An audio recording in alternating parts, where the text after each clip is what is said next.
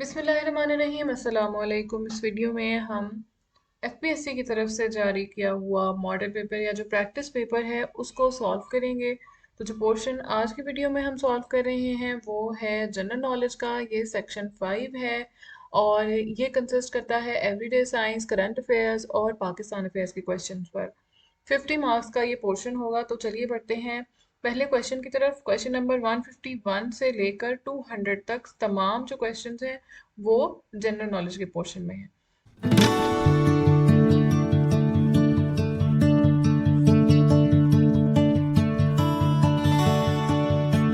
पहला सवाल everyday science के पोर्शन में से है। All of the following organs in the human body are located both on the right and the left sides except. अब lungs हैं वो भी दो होते हैं, राइट और लेफ्ट साइड पर होते हैं। किडनीज भी दो होती हैं, राइट और लेफ्ट साइड पर। और जो आईज हैं वो भी दो होती हैं, राइट और लेफ्ट पर, लेकिन जो स्प्लीन है वो एक ही होती है। दैट मीन्स ये इसका राइट ऑप्शन है सी। अगला सवाल है chemical composition of the laughing gas is.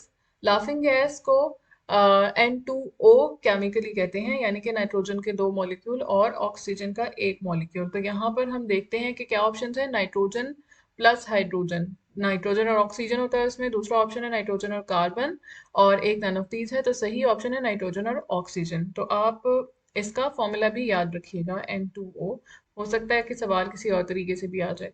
इस पेपर में जितने सवाल हैं वो कंपैरेटिवली आसान है, लेकिन ज़रूरी नहीं है कि जो आपका एग्ज़ाम हो उसमें भी ऐसे ही सवाल आए।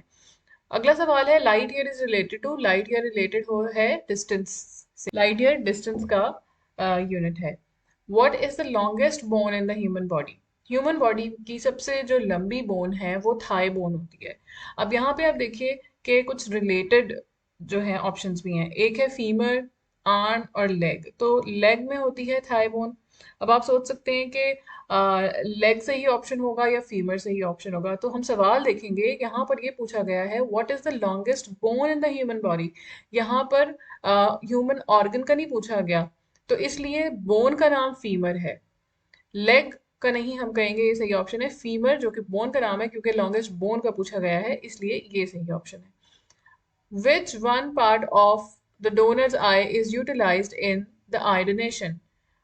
किसी की जब आई ट्रांसप्लांट की जाती है तो उसमें जो पार्ट ट्रांसप्लांट होता है या जो डोनेट किया जाता है वो है कॉर्निया। उससे अगला सवाल है iodine does not react with. Iodine sulphur के साथ नहीं रिएक्ट करेगा। उसके बाद अगला सवाल है excessiveness of which vitamin is resulting in clotting of the blood. Blood clotting factor vitamin K होता है। तो अगर विटामिन के ज़्यादा हो जाएगा तो ब्लड ज़्यादा क्लॉट होना शुरू हो जाएगा। विटामिन के का एक और नाम फाइटोनाडोइन भी होता है। क्वेश्चन नंबर 158 है which one of the following colours has shortest wavelength. Shortest wavelength जो है वो ब्लू की है। जिस कलर की वेवलेंथ कम होगी उसकी फ्रीक्वेंसी ज़्यादा होगी। उसके बाद है द सन इज ए। सन जो है वो एक स्टार है। फिर है where is the blood formed in the human body. Blood liver में फॉर्म होता है, हार्ट में, बोन मैरो में, या फिर नन ऑफ दीज। तो हार्ट जो है वो ब्लड की ऑक्सीजनेशन करता है, पंप करता है। Liver basically filters out toxins from the blood. तो जो ब्लड फॉर्म होता है वो बोन मैरो में होता है। और बोन मैरो इसीलिए ट्रांसप्लांट की जाती है उन लोगों में। ट्रीटमेंट का एक ऑप्शन होता है जिनको थैलेसीमिया होता है, तो उनके लिए बोन मैरो ट्रांसप्लांट भी एक ऑप्शन होता है ट्रीटमेंट का। अगला सवाल है neurology is the branch of medicine concerned with the study and the treatment of kidney disorders, heart diseases, disorders of nervous system, none of these. Disorders of nervous system के लिए neurology का इस्तेमाल होगा word. उसके बाद है LPG, liquefied petroleum gas consist of. Liquefied petroleum gas consist करती है ब्यूटेन एंड प्रोपेन पर। अगला सवाल है the greenhouse effect is caused by the excess of. Carbon dioxide जो मेनली कंसिस्ट करती है या जो मेनली कंट्रीब्यूट करती है ग्रीन हाउस गैसेस में, वो कार्बन डाइऑक्साइड है।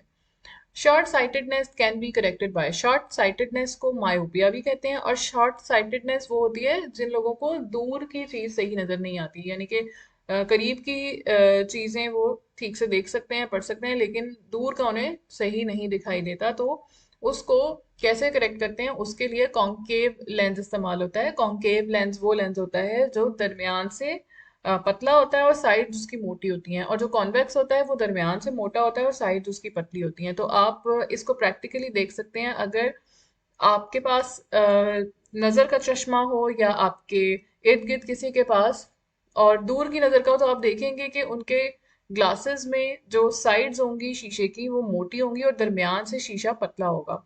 और इसी तरीके से अगर किसी की नज़दीक की नज़र ख़राब है तो आप उसके चश्मे को देखेंगे तो वो दरमियान से मोटा होगा, उसमें कॉन्वेक्स लेंस होगा। तो यहाँ पर कॉनकेव लेंस इस्तेमाल किया जाता है शॉर्ट साइटेडनेस को करेक्ट करने के लिए। उसके बाद अगला सवाल है, the life span of white blood cells ranges from 13 to 20 days है इसका duration. Neutron was discovered by James Chadwick. Question number 167। यहाँ तक जितने भी सवाल थे 166 तक तकरीबन 16 सवाल जो है वो एवरीडे साइंस से रिलेटेड थे। अब आगे जो है वो करंट अफेयर्स के सवाल आ गए हैं। 167 से करंट अफेयर के सवाल शुरू हो रहे हैं। Dash hosted conference on dialogue of Asian civilisations on May 15, 2019। China ने होस्ट किया था। अच्छा, यहाँ पे ये कि आपने जो एफपीएससी के मुताबिक जो पिछले 2 साल के करंट अफेयर्स हैं वो आपने कवर करने हैं। तो पिछले 2 साल के करंट अफेयर्स मतलब आप 2019 और 2020 के करंट अफेयर्स को कवर करेंगे। आप अगर चाहें तो करंट अफेयर्स की हमारी मंथली प्लेलिस्ट बनी हुई है 2019 से, आप वो भी देख सकते हैं और वहां से आपके करंट अफेयर्स कवर हो जाएंगे मेजोरिटी। एक प्लेलिस्ट करंट अफेयर्स की है जिसमें तमाम 2019 से अब तक के करंट अफेयर्स हैं, और बाकी मंथ वाइज कुछ प्लेलिस्ट हैं। अगर आप मंथ वाइज कवर करना चाहें तो वहां से देख सकते हैं। इन करंट अफेयर्स के अंदर तमाम इम्पोर्टेंट इवेंट्स होंगे, जैसे कि कोई वर्ल्ड कप हुआ है उससे रिलेटेड, वो कहाँ पर हुआ है, कौन जीता था, रनर अप कौन था, फर्स्ट रनर अप कौन था। उसके अलावा पाकिस्तान का डिफरेंट जो इंडेक्स होती हैं, जैसे जेंडर गैप इंडेक्स है या फिर हंगर इंडेक्स है, उनमें क्या रैंक था। और ये जैसे अब यहाँ पर ये एक कॉन्फ्रेंस के बारे में पूछा गया है कि वो कहाँ पे हुई थी, वो किसने होस्ट की थी। तो इस तरह की चीजें भी आप तमाम कवर करेंगे। Which countries parliament has declared climate change emergency on 1 May 2019। UK की पार्लियामेंट ने किया था ये, और यूके ही वो कंट्री है जहाँ पर उन्होंने अपना जो इलेक्ट्रिसिटी प्रोडक्शन है उसको कोल से शिफ्ट करना शुरू किया था। अगला सवाल है, the process in which a heavy nucleus split into two lighter ones is called, उसको न्यूक्लियर फिशन कहते हैं। उसके बाद है question number 170, the shortest wavelength of audible sound is 1.7 centimetre है। यहाँ पे फिर एक साइंस का सवाल आ गया है। फिर who was the first prime minister of Pakistan, ये है Liaquat Ali Khan. IMF headquarter is located in USA में। The headquarter of FATF France में है। आप देखेंगे कि जब भी इनकी कोई मीटिंग्स वगैरह होती हैं जिसमें ये डिस्कशन होती है कि पाकिस्तान को ग्रे लिस्ट से निकालना है या नहीं, तो वो फ्रांस में हो रही होती हैं। Narendra Modi took oath as prime minister of India for a second term in the year 2019 में। 2019 में ही पुलवामा अटैक भी हुआ था कश्मीर में, और उसके बाद जो इलेक्शन हुए थे उसमें वजीर आजम जो बने थे वो नरेंद्र मोदी थे। वेयर इज द साइट केकरा? केकरा वो जगह है जहां पर ड्रिलिंग की गई थी कि गैस और तेल के जखायर के लिए पाकिस्तान में, तो ये कराची में है। उसके बाद है काजाकिस्तान ऑफिशियली रीनेम्स कैपिटल आस्ताना एज नूर सुल्तान, उसका नाम रखा गया। The first ever meeting between North Korean leader Kim Jong-un with US President Donald Trump was held in Singapore में। First female ambassador of Saudi Arabia to US is, उनका नाम है princess Reema. फिर है meeting of foreign ministers of member states of Shanghai Cooperation Organisation SCO Afghanistan contact group was held on 14 July 2021 in, कहाँ पर हुई थी, ताजिकिस्तान में, दुशनबे ताजिकिस्तान में। CPEC is the flagship project of Belt and Road Initiative. 4 June is observed as, 4 जून को world environment day होता है। तो ये जो डेज हैं जैसे कैंसर डे है या उसका स्लोगन क्या है, ये वाली चीजें भी आपने प्रिपेयर करनी है। Which of the following space agency has announced to open in its international space station for commercial business to accelerate its thriving commercial economy of its country, NASA? Which is the first country to approve Oxford AstraZeneca's COVID-19 vaccine? Oxford UK से है, तो Oxford की AstraZeneca vaccine किस country ने पहले approve की होगी, तो यकीनन यूके ही होगा। फिर है Pakistan is in the dash list of FATF, grey list में है पाकिस्तान FATF की। Diamer Bhasha dam is being built on Indus river पर ये बनाया जा रहा है। British Airways resumed operation to Pakistan after a period of 11 साल के बाद उन्होंने रिज्यूम किया है ब्रिटिश एयरवेज ने operation. Nadir Shah is invaded India during the reign of Muhammad Shah. In the provincial elections of 1946, Muslim League won how many seats? Muslim league ने 1946 के जो प्रोविंशियल इलेक्शंस थे उसमें 425 सीट्स हासिल की थी, यानी कि पाकिस्तान बनने से पहले वाले इलेक्शंस में।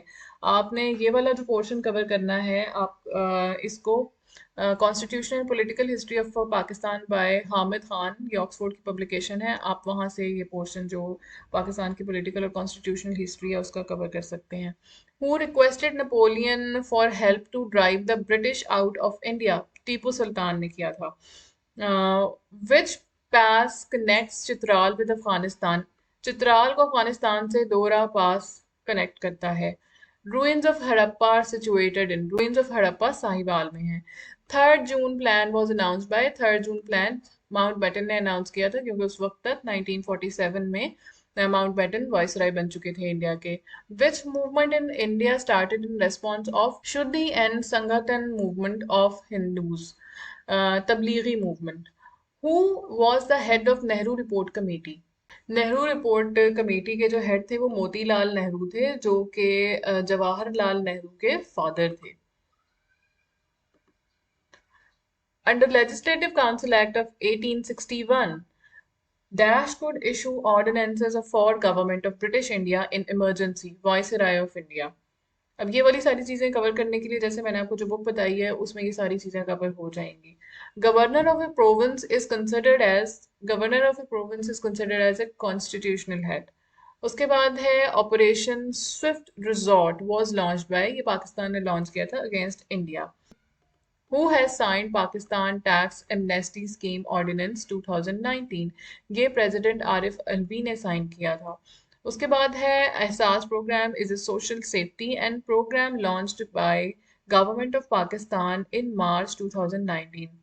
ये पॉवर्टी एलिविएशन के लिए लॉन्च किया गया था। देखिए, एहसास प्रोग्राम गरीबों के लिए था, इंडस्ट्रियल डेवलपमेंट के लिए ये नहीं हो सकता, एग्रीकल्चरल डेवलपमेंट के लिए नहीं हो सकता, तो ये पॉवर्टी एलिविएशन के लिए है। What is the full name of Pakistan own satellite PRSS? Pakistan remote sensing satellite है इसका फुल नेम। ये तमाम क्वेश्चंस हैं एवरीडे साइंस, करंट अफेयर्स और पाकिस्तान अफेयर्स के पोर्शन से रिलेटेड 50 मार्क्स के। हम एक एक करके तमाम पोर्शंस को कवर करेंगे। Thank you for watching.